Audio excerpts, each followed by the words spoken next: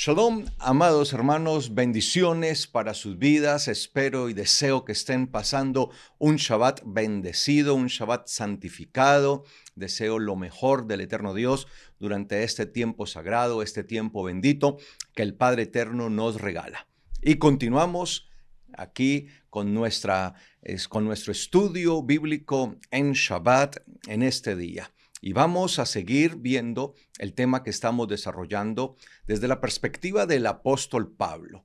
A través de sus cartas, venimos haciendo un estudio sistemático de las cartas del apóstol Pablo, pero obviamente ese estudio sistemático nos demanda que abordemos otros textos, que abordemos otros temas, ya que de ahí se derivan bastantes cosas para poder entender al apóstol Pablo. Recordemos que aún el mismo apóstol Pedro decía que había algunas cosas difíciles de entender de nuestro amado hermano Pablo. Y no es que fueran difíciles o que fueran inaccesibles en la comprensión, sino que hay que ampliar. Y ese es el trabajo que nosotros hacemos. Por eso el estudio de las cartas del apóstol Pablo se vuelve tan dispendioso, porque una cosa lleva a la otra. Recuerden, amados hermanos, que estamos estudiando la carta a los Efesios. Esa es la carta base que estamos estudiando. Y estamos entendiendo lo que dice el apóstol Pablo respecto a el varón perfecto, a la estatura, llegar a la estatura de ese varón perfecto, que eso es lo que se nos demanda a nosotros como creyentes. Y él hace uso de esta figura, de llegar a la estatura del varón perfecto. Obviamente, la estatura del varón perfecto estará dada a través de nuestro Mesías, a través de Yeshua. Él es el varón perfecto por excelencia.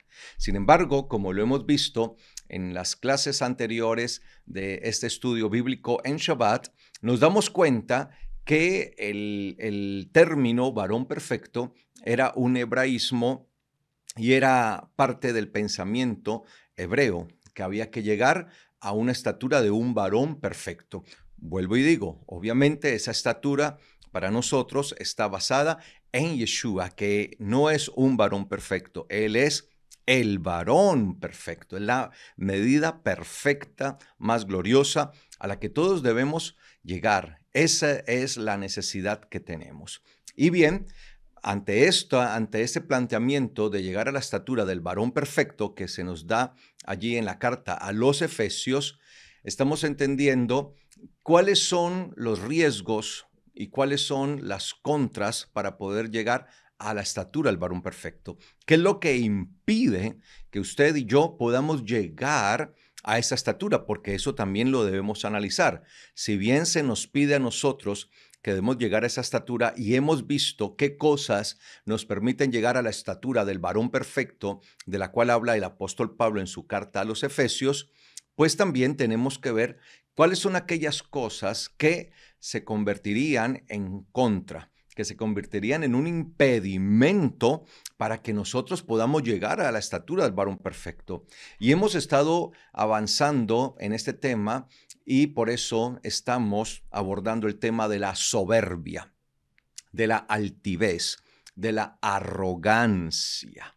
Eso es lo que hemos estado viendo, pues hemos podido establecer que la altivez, la arrogancia, la soberbia, ¿sí?, es uno de los factores principales para nosotros no llegar a esa estatura, hasta donde debemos llegar a esa plenitud de la estatura del varón perfecto. Y hemos venido estudiando el Salmo 119, que como lo hemos visto es un hermoso poema que está trazado a través de todas las letras del alfabeto hebreo, del Aleph Bet, y cada verso, que está compuesto por 8 líneas, por 8 versículos, está compuesto por una letra del alfabeto hebreo, el Aleph Bet, y cada línea comienza con esa determinada letra, empezando con la primera letra del alfabeto hebreo, que es Aleph, pasando por la segunda, Bet, y así hasta la última letra del alfabeto hebreo, que es la Tav,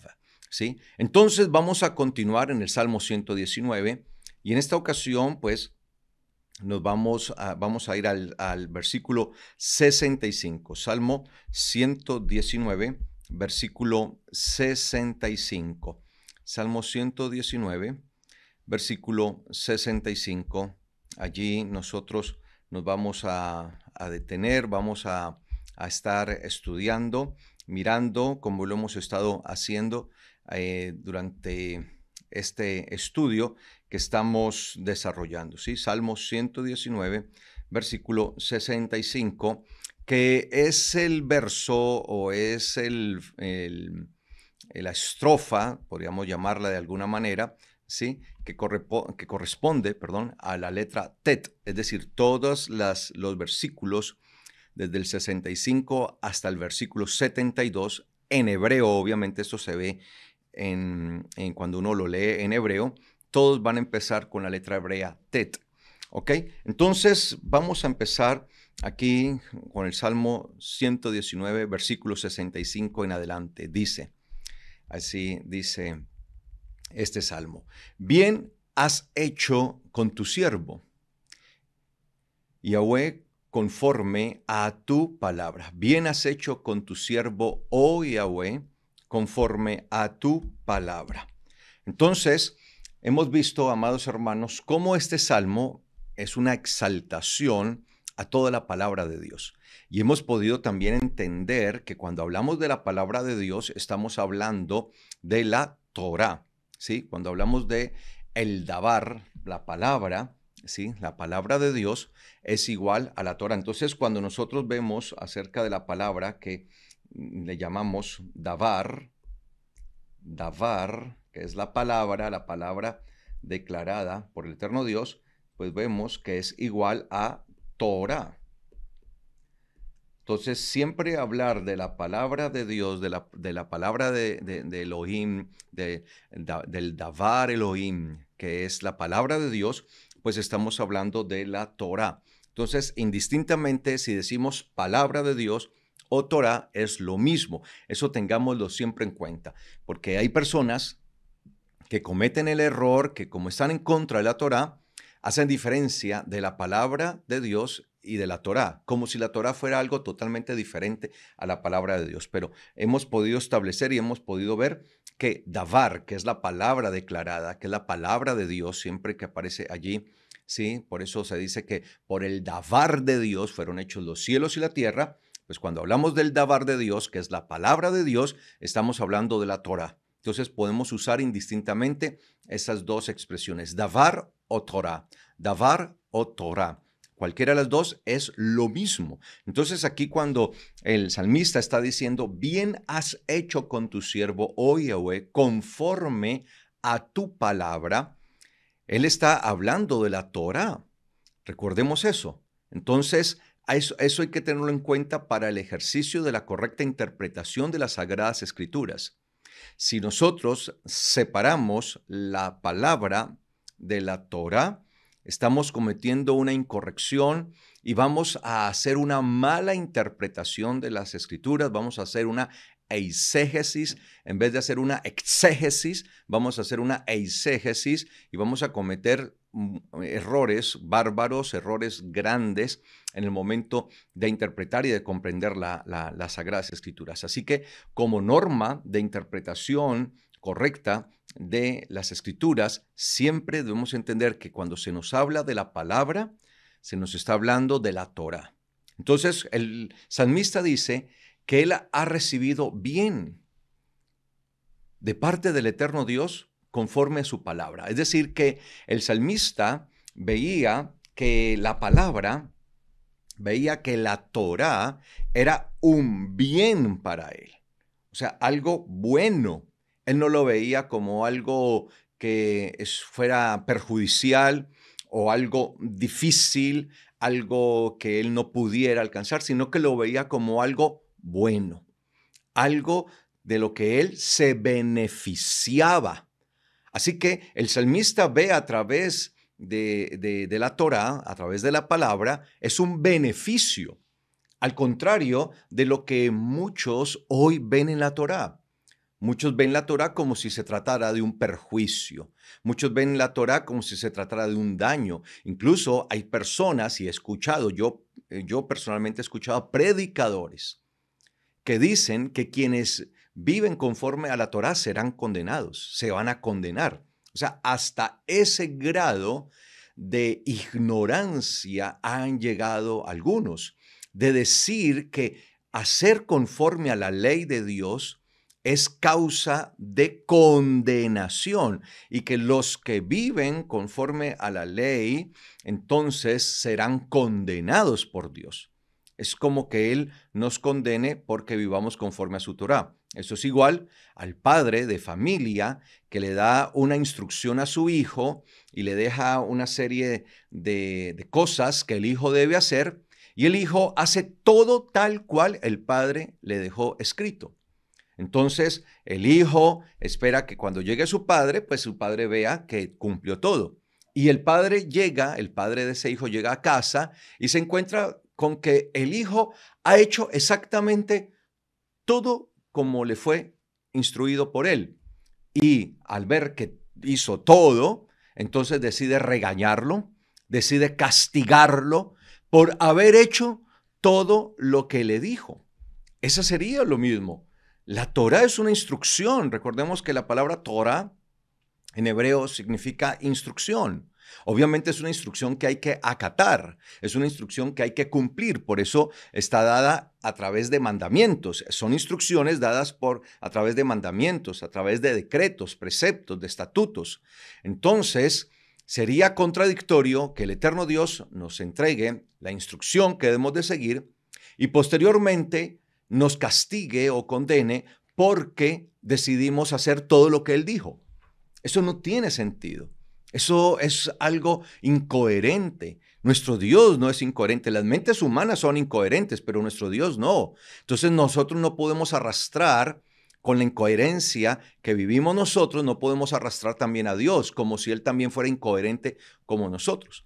Que la persona no quiera guardar la Torá, bueno, ya es problema de la persona, pero no puede llegar a atreverse a esa magnitud de aún condenar a aquellos que viven conforme a la Torá. De condenar han llegado a ese extremo, ¿sí? De decir que van a ser condenados quienes vivan conforme a la Torá, quienes dependan de la Torá, van a ser condenados. Para el salmista era un bien, era un beneficio. Y por eso nuevamente, como lo veíamos en el anterior Shabbat, ¿sí? Él se presenta siempre como un ¿qué? Como un siervo. Siempre se va a presentar como un siervo, porque esa es la relación que ve el salmista. Indistintamente, vuelvo y lo digo, de su condición real, el salmista se ve a sí mismo como un siervo. Y dice el versículo 66, me enseñarás buen juicio y sabiduría, pues en tus mandamientos he creído. Mire lo que entiende él allí. Me enseñarás buen juicio, a tener un juicio correcto. ¿Qué aprendemos a través de la Torá? ¿Por qué la Torá resulta ser un beneficio para nosotros? Sencillamente porque nos enseña a tener un buen juicio. Nosotros podremos tener un juicio justo. De hecho, el mismo Yeshua nos lleva a esto, ¿no? A que cuando juzguemos lo hagamos con justo juicio. Y es que ese justo juicio es nuestra conducta frente a ciertos hechos, frente a ciertas situaciones. Entonces, tendremos una percepción correcta, que es lo que está diciendo el salmista. El salmista está diciendo, tú permitirás que yo aprenda buena percepción, que tenga la percepción correcta, la percepción que debo tener, no la que el mundo quiere que yo tenga, sino la que yo debo tener. Y esa buena percepción, esa percepción de buen juicio, ¿sí? Porque es la buena percepción se da por el buen juicio que hay en nosotros, pues también se desata en sabiduría, dicen algunas Biblias, ¿sí? Sin embargo, pues es correcto decir sabiduría, pero la palabra que aparece allí, yo ya he hablado de esta palabra en otros momentos, pero la vuelvo a tomar acá, es la palabra dat, que es el conocimiento superlativo. Recordemos que el conocimiento natural, yo ya lo he explicado, ¿sí? Es el conocimiento yadá, que es el conocimiento natural que todos nosotros podemos tener a través de nuestro sentido, del conocimiento de las cosas, del aprendizaje, del conocimiento que vamos acumulando día a día acá en esta tierra, y es un conocimiento grande. Sin embargo, hay un conocimiento superior, que es el conocimiento dat. ¿Sí? Es un conocimiento que es superlativo, está por encima del conocimiento natural, del conocimiento de las cosas de este mundo.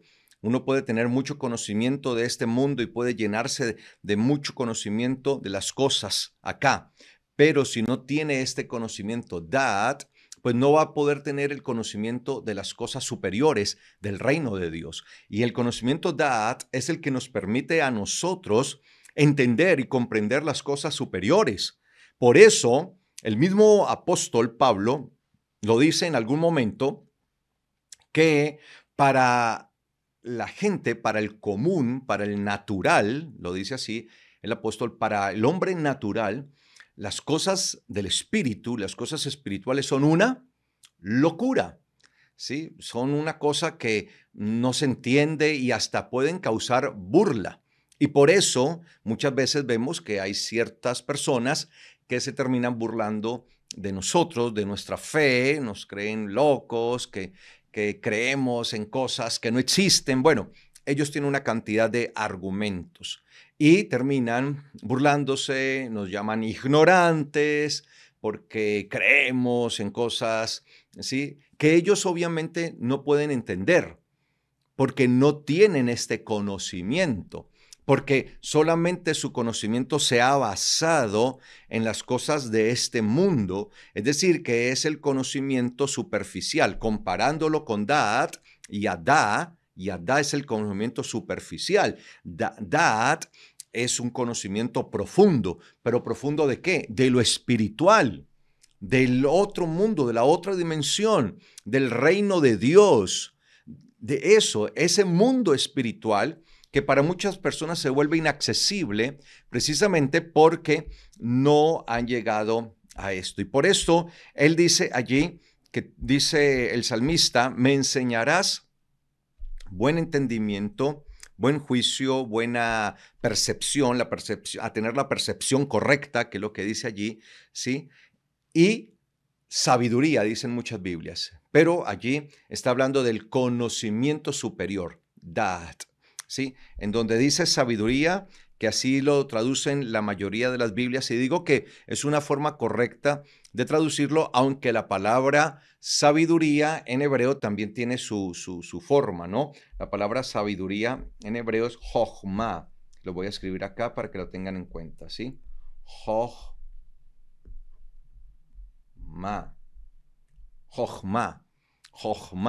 Entonces, esta es la sabiduría. Obviamente no vamos a entrar ahora a hablar de esta, ¿sí? Vamos a centrarnos aquí, pero digamos que se puede traducir, y por eso muchas Biblias traducen Da'at como sabiduría, porque es que se trata de un conocimiento, pero un conocimiento superlativo, un conocimiento superior, ¿sí? Entonces, ¿qué es lo que obtenemos nosotros a través de la palabra, a través de la Torá?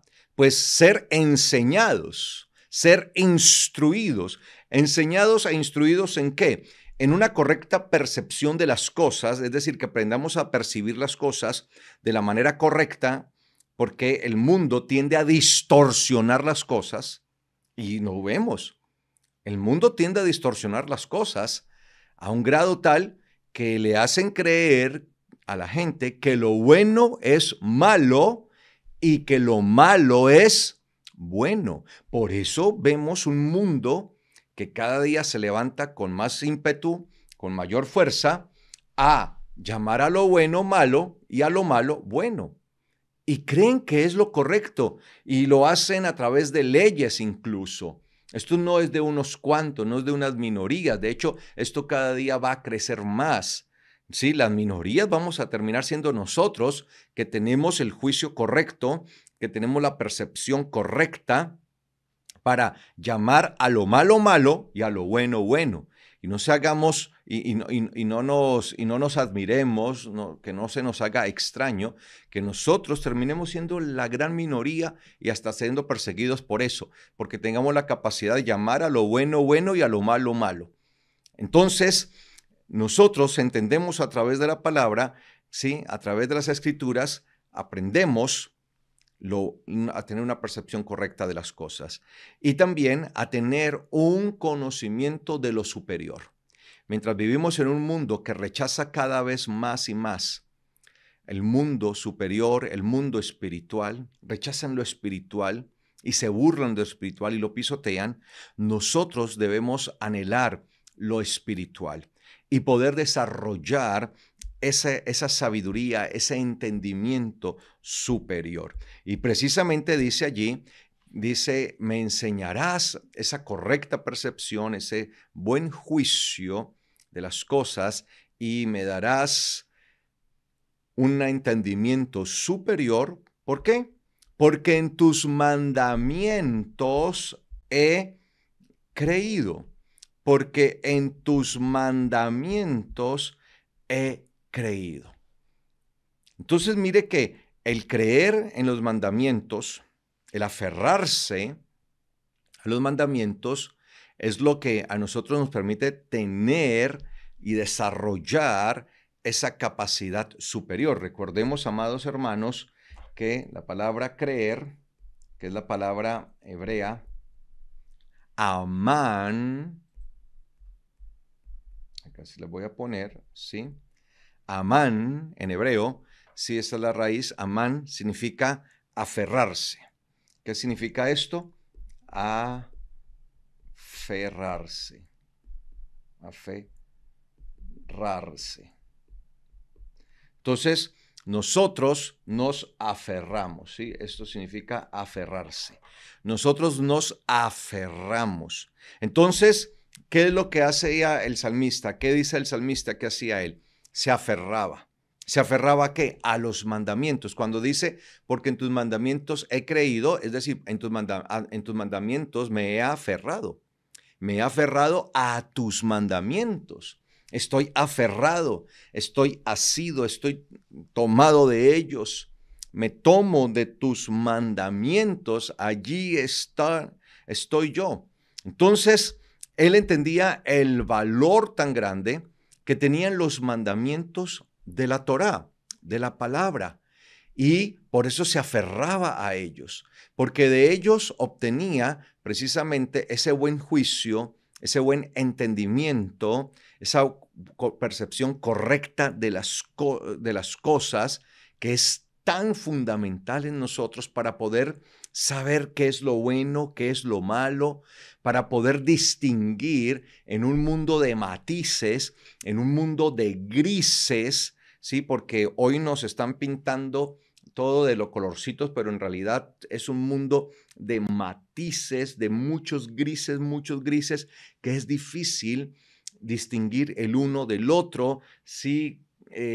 Porque a eso es lo que nos está llevando el mundo, a eso es lo que quiere ir cada vez el mundo. Y por eso nosotros hoy requerimos más y más tener esta capacidad que se nos da. Esta capacidad, ese entendimiento superior, ese entendimiento grande, superlativo, que solamente viene cuando nos aferramos. Creer es aferrarse, creer es tomarse, asirse con todas las fuerzas a algo. Eso es creer, amados hermanos. Entonces por eso dice, he creído, o sea, a tus mandamientos. Es decir, que él se aferraba. El salmista se aferraba a los mandamientos. Por eso es increíble que en la palabra vemos cómo los antiguos tenían en cuenta los mandamientos, la Torá y se aferraban. En cambio ahora nos queremos soltar de la Torá. Ahora nos queremos desprender de la Torá. Entonces, ¿a qué nos queremos aferrar? Muchos dicen, no, pues nos queremos aferrar a Jesucristo, nos aferramos a Él. Pero cuando nos desprendemos de la Torá, automáticamente nos desprendemos del Mesías. Nos estamos desprendiendo de Él. Y por eso sigue diciendo Él aquí, antes de yo humillarme, estaba en ignorancia, pero ahora guardo tu dicho. Antes de yo humillarme, antes de humillarme, ¿sí? Antes de humillarme estaba ¿en qué? En ignorancia. Recordemos, amados hermanos, que en la Biblia hay varios tipos de pecados, llamémoslo de esa manera, sí, que se nos muestran allí, es decir, de la forma en que pecamos. No es que haya un pecado mayor que el otro, sino la forma de pecar, sí, la forma de pecar. Entonces podemos pecar por palabra, por obra, por omisión, por ignorancia. Entonces, allí se está usando precisamente la palabra shagag. Se le voy a colocar acá la palabra shagag. ¿Sí? Esta palabra shagag significa ignorancia. Entonces, nosotros comúnmente, los seres humanos, pecamos por ignorancia. Por lo general, la mayoría de las veces que el ser humano peca, peca por eso, por desconocimiento. La ignorancia lo lleva a eso. Ahora, el hecho que nosotros pequemos por ignorancia, por desconocimiento, no nos exime de nuestra responsabilidad. Yo no puedo ir conduciendo un carro y pasarme el semáforo en rojo y me detiene un agente de tránsito y yo le alego y le digo, no, es que yo no sabía que ante una luz roja había que detenerse. Yo no puedo alegarle eso, ¿sí? Yo no puedo decirle, no, es que yo lo ignoraba, no lo sabía, la verdad no tenía conocimiento que cuando el semáforo estaba en rojo, en luz roja, había que detenerse, por eso me pasé. Eso no será nunca una excusa válida ante un agente de tránsito. Me impondrá un comparendo, me impondrá una multa por haberme pasado una luz en rojo, ¿sí? Eso es asimismo delante del eterno Dios. El hecho que nosotros desconozcamos la Torá y desconozcamos su palabra no nos exime a nosotros de la responsabilidad. Entonces, el salmista entiende que él vivía en un tiempo de ignorancia. Y todos nosotros estamos en eso así, en ese mismo tiempo. De hecho, por eso la misma palabra enseña que Dios está pasando por alto, ¿sí? Los tiempos de ignorancia. Él pasa por alto los tiempos de ignorancia. Así lo dice la palabra cuando nosotros vemos, ¿sí? Él está pasando por alto esos tiempos de ignorancia. Eso lo está en el libro de los Hechos, en el capítulo 17. Allí podemos encontrar cuando dice Dios, ¿sí? Pasando los tiempos de la ignorancia nuestra, de nuestra ignorancia, ahora está ordenando, está demandando que todos los hombres en todas partes se arrepientan. Mire esto. Dios, obviamente, en este momento tiene abierta una puerta. Esa puerta es la puerta de la gracia, que nos permite, a pesar de ser nosotros pecadores por ignorancia, digamos que es por eso que nosotros inicialmente somos pecadores, porque hacemos cosas o pecamos porque desconocemos. Entonces, Dios en este momento está pasando por alto, dice la palabra. Sí, está pasando por alto los tiempos de nuestra ignorancia. ¿Y qué está demandando y qué está ordenando a todos los hombres en todas partes? Esto no es solamente de los judíos, a todos los hombres en todos lugares que se arrepientan. El arrepentimiento tiene que ver con un regresarse a Dios y a su palabra. El arrepentimiento básicamente es hacer lo que dice su palabra, ¿sí? Como lo dice la misma palabra, entonces te arrepentirás y harás conforme a todos mis mandamientos, le dice el Señor a Israel. Entonces te arrepentirás de corazón, te arrepentirás de corazón y guardarás todos mis mandamientos. Entonces, cuando nosotros entramos en el proceso de arrepentimiento, que es volvernos a aquello del cual un día nos fuimos o nos alejamos, el ser humano se alejó de Dios y por ende se alejó de su palabra, pues el propósito es que nosotros nos volvamos a Él y nos volvamos a su palabra, y su palabra es la Torá. Entonces, a medida que nosotros nos regresamos, pues nuestra ignorancia va desapareciendo. Nuestra ignorancia va convirtiéndose en conocimiento. Entonces dejamos de tener ignorancia para tener conocimiento, porque el conocimiento es lo que vence la ignorancia. Por eso el Señor lo dijo, y conocerán la verdad y la verdad les hará libres. ¿Qué nos hace libres? El conocimiento de la verdad. Por tanto, el conocimiento de la verdad nos hace libres. ¿Nos hace libres de qué? De la ignorancia en la que nosotros nos encontrábamos. Y es precisamente lo que está diciendo el salmista. El salmista dice, antes de yo humillarme, estaba en ignorancia. Así que la humillación delante de Dios trae como consecuencia que nosotros seamos liberados de la ignorancia. Por eso, mientras él no se humillaba, no se doblegaba delante del eterno Dios, permanecía en ignorancia.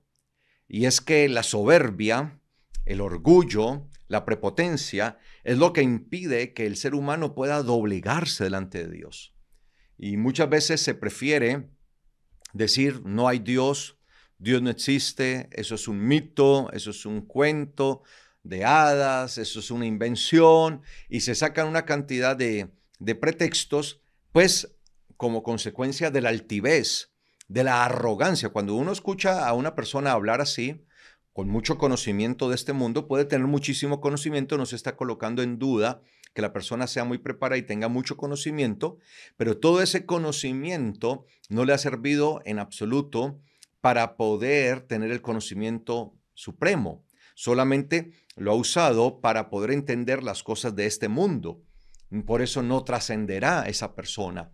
Así que el salmista entendía que mientras estaba en ese estado de ignorancia, es decir, de desconocimiento de qué, de la palabra, de desconocimiento de la Torá. Entonces, la ignorancia es ese estado en el que nos encontramos cada uno de nosotros viviendo por fuera de la palabra. Esa es la ignorancia, el tiempo o el estado en el que nos encontramos viviendo por fuera de la Torá, no viviendo de acuerdo a lo que está establecido en la palabra. Y se elimina esa ignorancia a medida que nos humillamos, a medida que nos doblegamos.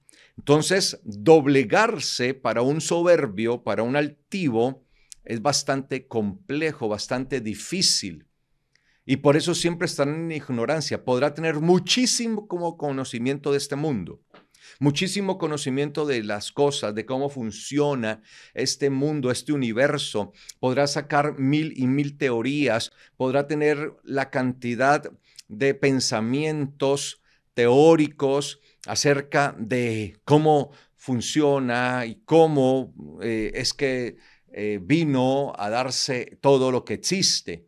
Pero ese conocimiento no le será suficiente para combatir su ignorancia espiritual. Entonces dice él, antes de yo humillarme, estaba en ignorancia, pero ahora guardo tu dicho. Ese pero ahora guardo tu dicho, tu declaración, tu dicho, significa que ahora ya no estoy en ignorancia.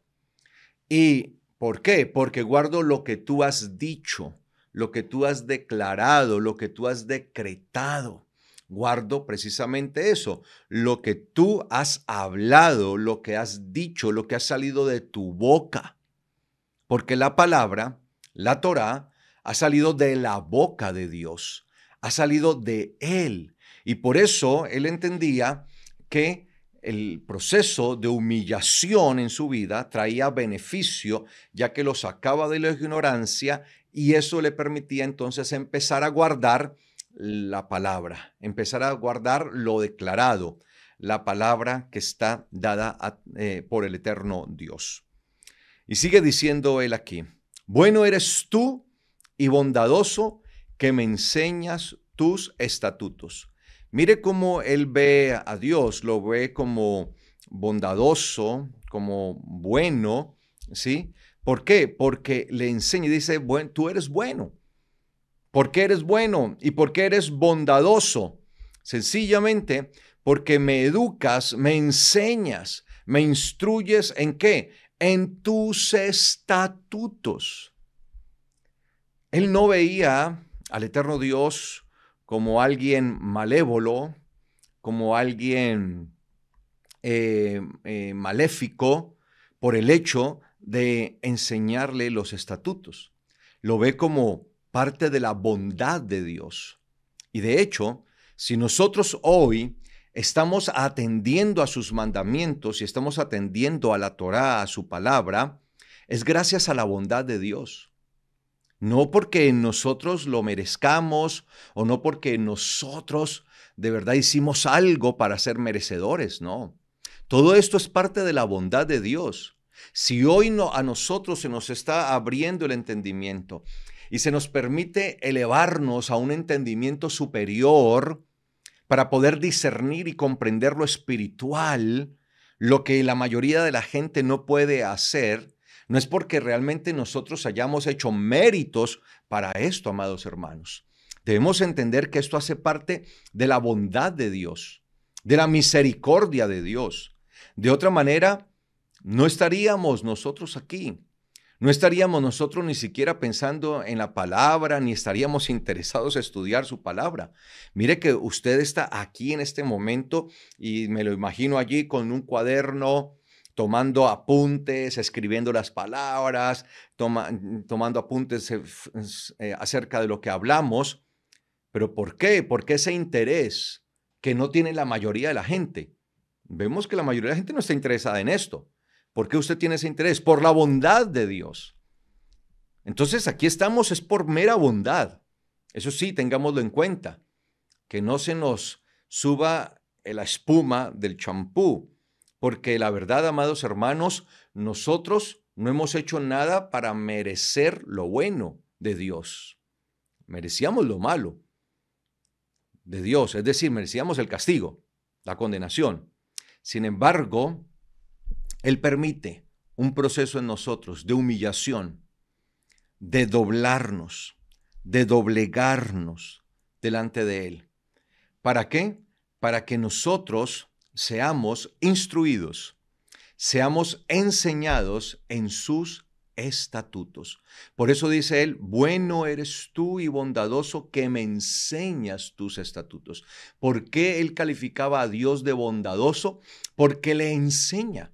Ser enseñados en la palabra, ser enseñados en los mandamientos, estatutos y decretos de la Torá, es parte de la bondad de Dios. Así que, amados hermanos, creer nosotros en la Torá y vivir conforme a ella es parte aún de la bondad de Dios ejercida hacia nosotros. Ese despliegue de su bondad inmerecida a favor de nosotros, amados hermanos. Entonces debemos sentirnos aún muy especiales y agradecidos con Dios, porque si no fuera así, nosotros no estaríamos acá. Y dice el versículo 69, aunque contra mí fraguaron mentiras los soberbios, que es lo que nosotros estamos viendo allí, los soberbios, yo cuidaré con todo mi corazón tus preceptos.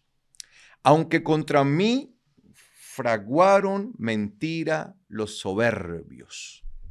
Comúnmente, la soberbia llevará a hacer ver el evangelio, a hacer ver la palabra de Dios, a hacer ver la Torá como algo engañoso, algo mentiroso, como si se tratara de mitos, de meras leyendas inventadas. Y los soberbios, los altivos, siempre lo verán de esa manera. Por eso el salmista dice, aunque contra mí fraguaron mentira los soberbios. Entonces nosotros no nos debemos extrañar, amados hermanos, que los altivos, los arrogantes, los soberbios, nos estén señalando de mentirosos, nos estén señalando a nosotros de inventarnos cosas, de inventarnos un Dios que no existe, inventarnos que todo esto es invención y que Dios nace de la necesidad del hombre, por sus inseguridades. Y bueno, eso se inventan una cantidad de teorías para descalificar a Dios y descalificarnos a nosotros. Y precisamente, ¿de qué nos acusan? De mentira, de falsedad, de eso, ¿sí? Entonces, por eso vemos que se hablan cosas muchas veces en contra del evangelio y por eso se intenta muchas veces quitar el evangelio de la sociedad, limitar el evangelio, y por eso en muchos países se ha limitado el evangelio y no se permite que se hable de esto en las escuelas, no se permite que se hable de esto en las universidades.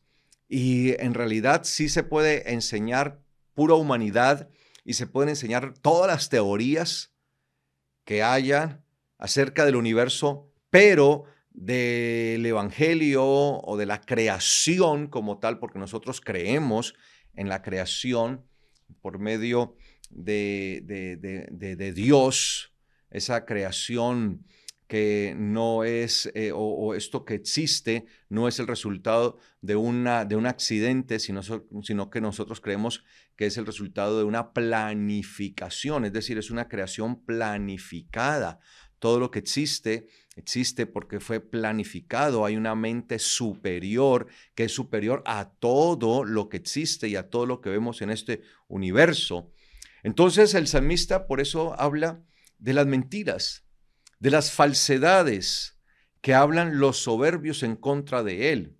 Sin embargo, él dice, aunque contra mí fraguaron mentira los soberbios, yo cuidaré con todo mi corazón tus preceptos. Es decir, nada de lo que el mundo diga, por más de que nos acusen de falsos, por más de que nos acusen de mentirosos y de hablar cantidad de cosas que en contra de nosotros, nosotros seguiremos cuidando. Dice él, yo cuidaré con todo mi corazón tus preceptos. De eso se trata, que nosotros sigamos cuidando, protegiendo en nuestro corazón los mandamientos. Nosotros estamos llamados a eso, a ser protectores. Y de hecho, esa es la esencia del creyente. Y por eso a los primeros creyentes, voy a hacer acá un paréntesis, a los primeros creyentes por eso se les llamó también con este nombre, nazarenos. A los primeros creyentes en Yeshua, ¿sí? Esta palabra nazarenos, ¿sí? O nazareno, viene de nazar. Nazar. ¿Qué significa esto? Significa custodio, custodiar, custodiar, cuidar, proteger. Es decir, que un nazareno es un custodio. Un nazareno, estoy hablando de los creyentes en Yeshua, se les conoció, este fue uno de los títulos, de los tantos títulos con que se conoció a los creyentes en Yeshua, se les conocía precisamente como nazarenos, ¿sí? No porque vinieran de la región de Nazaret, sino porque creían en Yeshua, ¿sí? Que era el Notzer por excelencia, ¿sí?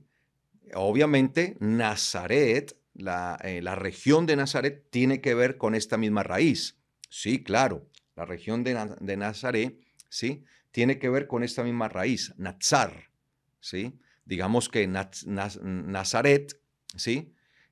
Significaría algo así como el lugar de los custodios, ¿sí? O sea, la región de los custodios, de los protectores, si queremos darle un significado a la palabra Nazaret, ¿sí? Cuando dice que Yeshua fue criado en Nazaret y de allá fue llamado para que se cumpliera lo dicho, ¿sí? De que él sería llamado precisamente Nazareno. Él es un custodio, o sea, Yeshua es el primero que custodia, es el primer custodio de la Torá. Yeshua es el primer protector de la Torá. Y por eso aquí en ese versículo que nosotros estamos precisamente leyendo en este momento, dice allí que ante los soberbios, ¿quiénes se tienen que levantar? Ante los soberbios, los nazarenos. Los nazarenos son los que se tienen que levantar. ¿Ante quién? Ante los soberbios. ¿Sí? Nosotros debemos ser quienes nos levantemos, ¿sí? Esos nazarenos, esos notzrim en hebreo, ¿sí? Notzrim en hebreo, esos nazarenos se tienen que levantar. Se tienen que levantar aquellos que protegen, que cuidan la Torá, porque siempre habrá quien quiera desdeñar la Torá. Siempre habrá quien quiera, ¿sí?, señalar la Torá, señalar que eso no es palabra, que eso es invención, que eso no está. Entonces tenemos varios frentes. Están quienes no creen en Dios y por tanto al no creer en Dios pues tampoco creen en su palabra. Entonces señalan la palabra de ser un mito. Señalan la palabra de ser un engaño, de ser una mentira.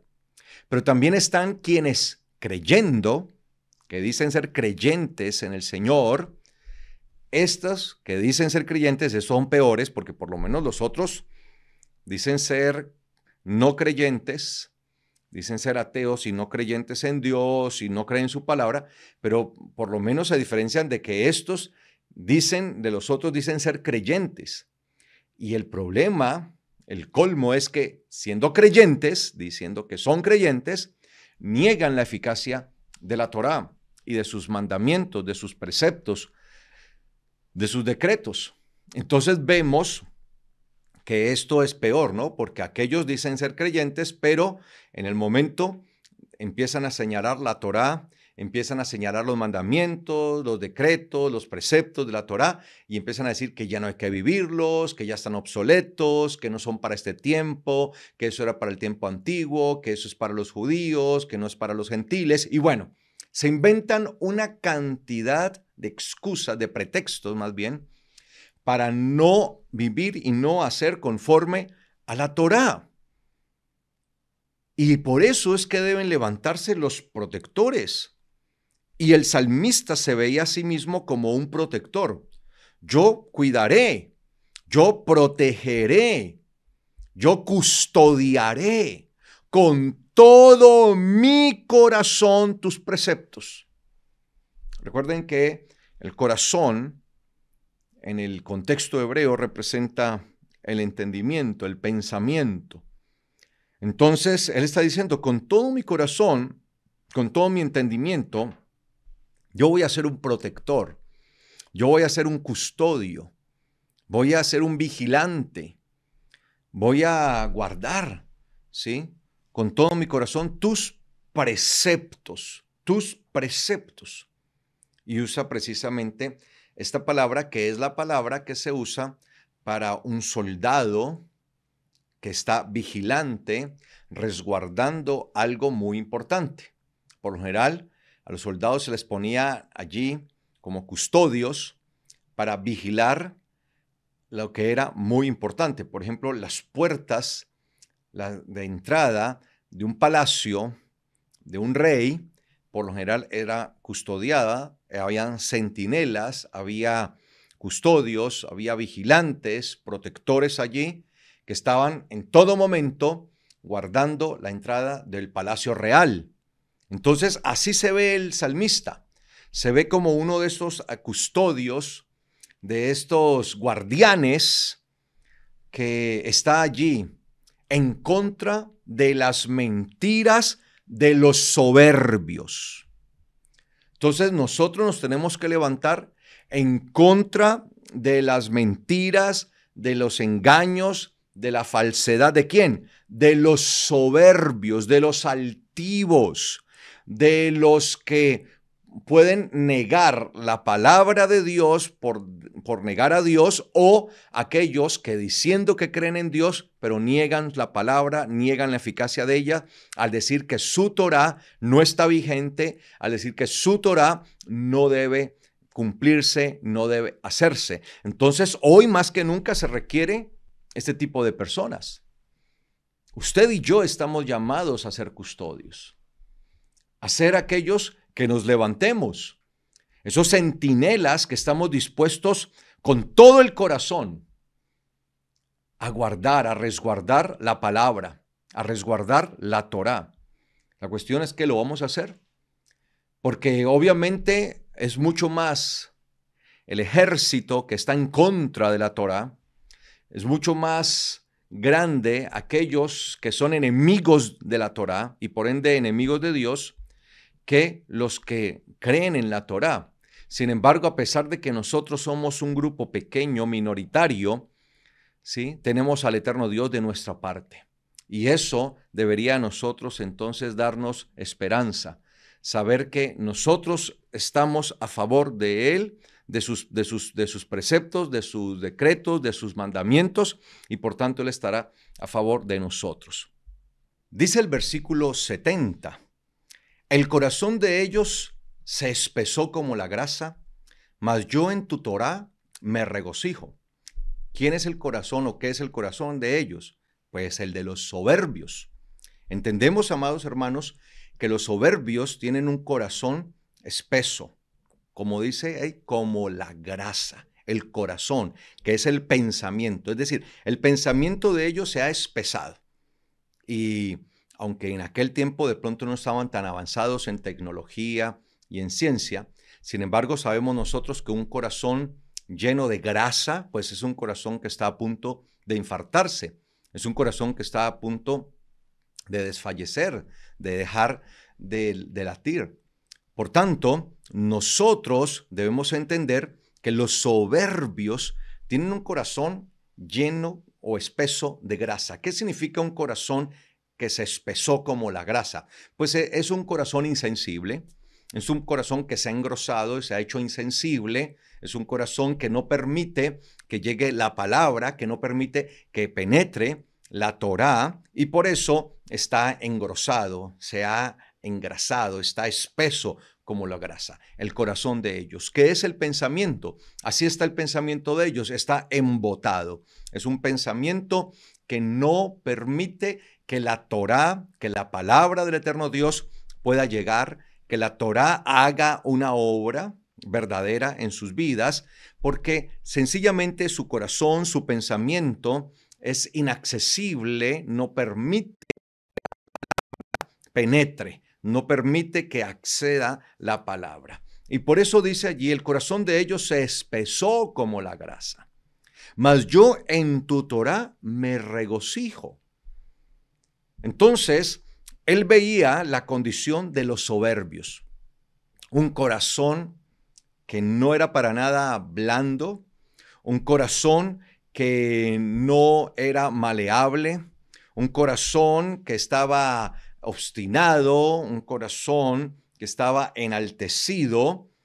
Y él dice, sin embargo, a pesar de tener ellos la actitud que tienen, a pesar de ser como son y de estar fraguando mentiras y engaños, yo me regocijo en tu Torá.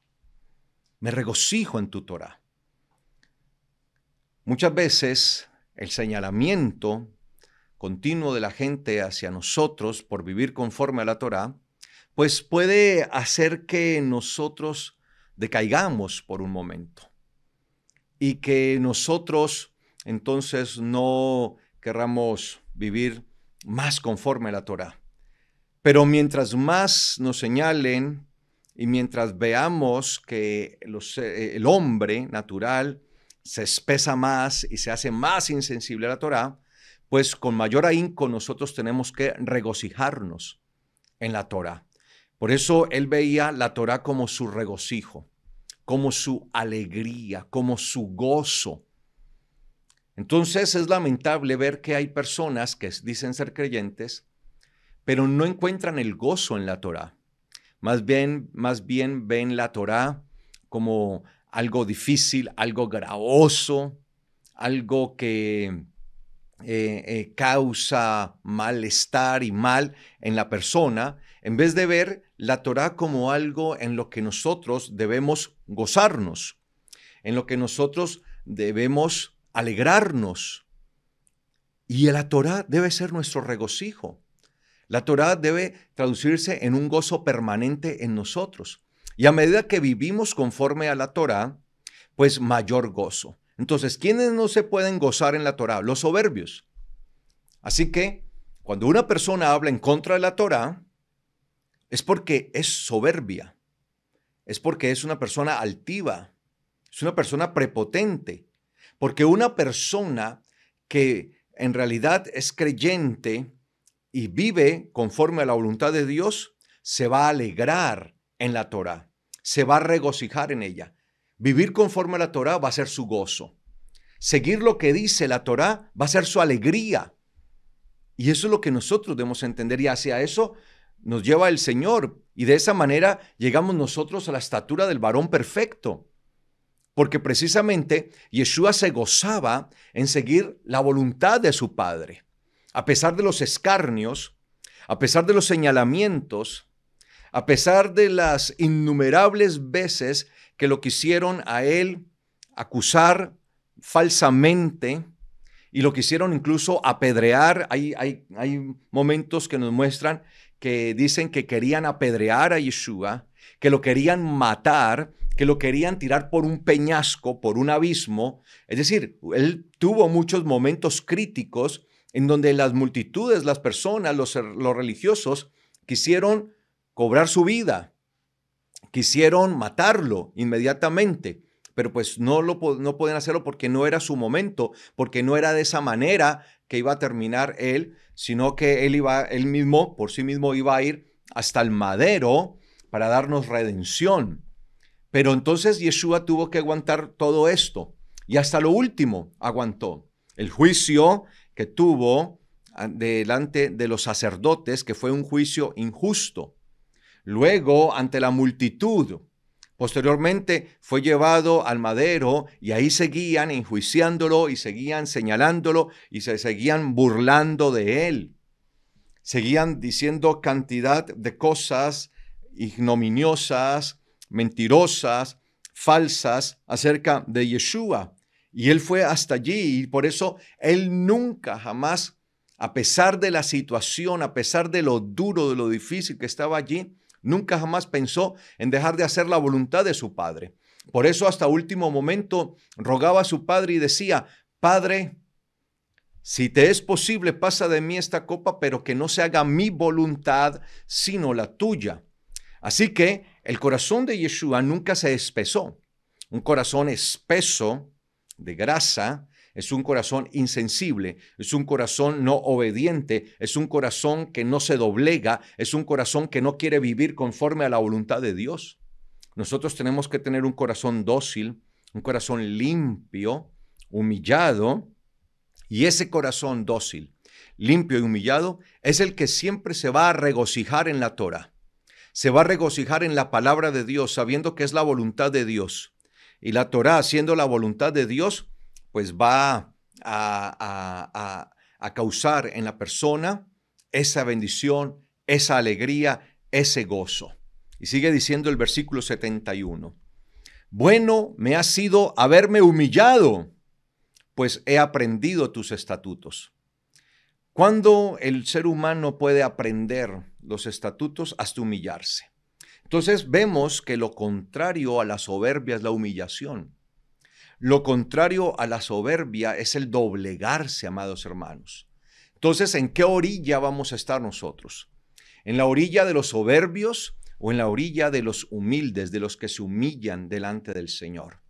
En la orilla de los que tienen un corazón engrosado, un corazón lleno de grasa, un corazón que se expande y se hace más grande, o un corazón sensible, dócil, humilde, en donde el eterno Dios puede gobernar y puede escribir su palabra, su Torah. Y por eso Él dice, bueno me ha sido haberme humillado.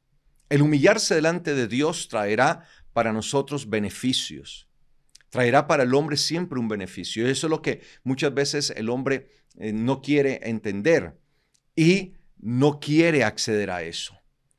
El hombre, el ser humano, por naturaleza, prefiere permanecer en su actitud arrogante, que en su mayoría es desafiante. Por lo general, un soberbio, un arrogante, es una persona que desafía, es una persona desafiante y prefiere desafiar a Dios, la gente, y prefiere ser enemigo de Dios antes de humillarse. Sin embargo, él veía como algo bueno, como algo benéfico, la humillación. Y es que para el creyente, humillarse no debería ser un conflicto. Humillarse no debería verse como algo malo. No, cuando yo me humillo ante Dios, lo que estoy haciendo es un beneficio para mi alma, un beneficio para todo mi ser. La humillación siempre terminará, siempre desembocará, siempre resultará en beneficio para cada uno de nosotros. Porque la humillación nos permite doblegarnos ante Dios, y doblegarnos es aceptar su Torah, es aceptar su palabra. Por eso Él dice allí, bueno me ha sido haberme humillado, pues he aprendido tus estatutos. A medida que nosotros vamos aprendiendo los estatutos, los mandamientos del eterno Dios, nuestra humillación se hace más notable y por tanto el beneficio va a ser mayor. A mayor humillación en nosotros, mayor beneficio. A mayor cumplimiento de la Torá, de sus estatutos, de sus mandamientos, de sus decretos, mayor humillación. A mayor humillación, mayor beneficio, amados hermanos. Pero no, el mundo no va a querer humillarse. Los altivos, los soberbios, los arrogantes no lo van a hacer. Así que debemos estar nosotros siempre con el deseo de tener un corazón dispuesto para el Señor y humillarnos ante Él. Y termina diciendo este verso, porque recuerde que estamos viendo por bloques, ¿sí? Ya el versículo que sigue ya empieza con otra letra del alfabeto, el que sigue al 72, estoy hablando del 73, obviamente vamos a seguir al 72, dice, tan buena es la Torá de tu boca, más que millares de oro y plata. Mire lo que dice, tan buena es la Torá de tu boca. Entonces, ¿de dónde proviene o de dónde procede la Torá? De la boca de Dios. Entonces, si la Torá procede de la boca de Dios, ¿cómo puede ser falsa? Si la Torá procede de la boca de Dios, ¿cómo puede tener caducidad? ¿Cómo puede estar obsoleta, abolida? Lo que procede de Dios permanece para siempre, porque sería contradictorio. Si Él es eterno y nosotros admitimos que es eterno, por tanto, lo que procede de su boca también es eterno. Y la Torá procede de la boca de Dios. El problema es que muchos piensan que la Torá procede de Moisés, del profeta Moshe. No, la Torá no procede de Moshe. Moshe solamente fue un instrumento, fue un medio que el eterno Dios usó para entregar su palabra, para entregar su Torá. Pero la Torá no tiene nada que ver con Moshe en cuanto a que él mismo la haya hecho, la haya compuesto, o que Moshe haya dado su opinión allí o haya escrito sus propios mandamientos. La Torá como tal procede de la boca de Dios. Entonces el origen de la Torá es un origen divino. El origen de la Torá es Dios mismo, el eterno Dios mismo. ¿Cómo se nos ocurre entonces hablar tan ligeramente y rápidamente, sin sentido y sin pensamiento muchas veces, en contra de la Torá? ¿Cómo podemos llegar a hacer una cosa de esta cuando el origen mismo de la Torá es de la boca de Dios? De ahí procede. De ahí se origina, amados hermanos. Así que si la Torá tiene su origen en la boca de Dios, la Torá es para siempre y es eterna y permanecerá en todo momento. No caducará. Porque si no estaríamos entrando en una contradicción, que el Dios, que es Dios eterno, habla cosas pasajeras que se marchitan, que caducan. Y eso sería contradictorio a la virtud de Dios que es eterno. Lo que sale de Dios permanece para siempre. Así que si la Torá procede de la boca de Dios, es para siempre y es eterna. Por eso dice, tan buena es la Torá de tu boca, más que millares de oro y plata. Entonces él compara algo que para el hombre natural y para cualquier ser humano, pues tiene mucho valor, el oro y la plata. Entonces él piensa en millares y millares de oro, millones de toneladas de oro. Pensemos en todas las reservas de oro que hay en el mundo, en todas las reservas de plata y de todos los metales preciosos, de las cosas más preciosas. La Torá es mucho mejor que todo esto. Así como el hombre está dispuesto a hacer lo que sea con tal de obtener todo esto, o por el oro no matan muchos, o por el oro aún naciones se pelean con contra de naciones por tener el oro, la plata, por tener todas las fortunas, y es lo que lleva a todos estos males tan terribles. Entonces, si muchas veces el ser humano está dispuesto a matar y está dispuesto a exponer su vida precisamente por el oro, porque lo que termina exponiendo es su propia vida, entonces, en pocas palabras, están colocando la vida al mismo estatus del valor del oro. Entonces, si para una persona el oro tiene tanto valor que está dispuesto incluso a exponer su vida, pues el salmista dice que la Torá es mucho mejor. Es mucho mejor que millares, que toneladas de oro, de plata y de cualquier piedra preciosa. Así que, amados hermanos, nosotros debemos entender que la Torá viene de la boca de Dios. Y por eso la Torá es lo bueno. Siempre tengan en cuenta esto cuando ustedes estudien la Biblia, para la forma correcta de interpretación de la Biblia, siempre que aparece la palabra bueno en la Biblia, ¿sí? Lo bueno, hacer lo bueno o el bien, es una referencia a la Torá. A la Torá se le conoce como lo bueno de Dios. Entonces, por eso la Torá siempre será buena. Y por eso el apóstol Pablo también llega a una conclusión. Y por eso el apóstol Pablo habla de que la Torá es buena, de que la Torá es santa, que la Torá es vida, que la Torá es espiritual. Y el mandamiento que hay en la Torá es bueno, santo y justo. Por eso llega a esa conclusión el mismo apóstol Pablo. Así que el salmista dice que la Torá es tan buena, la Torá de tu boca es tan buena, más que millares de oro y de plata, pero que no es accesible para aquellos que son soberbios y que tienen un corazón engrosado, un corazón duro, que no permite ser moldeado a la voluntad de Dios. Amén. Vamos a dejar hasta allí, amados hermanos, en este estudio bíblico en Shabbat. Y si para ustedes estas enseñanzas son de bendición, les recuerdo por favor darle me gusta al video de YouTube, este video que usted está viendo allí, y compartirlo a través de sus redes sociales. ¿Ok? Haga esto, que va a ser de mucha bendición también para nosotros, para poder seguir avanzando en el ministerio. También, amados hermanos, los invito para que ustedes visiten nuestra página web www.palabraverdadera.org.co.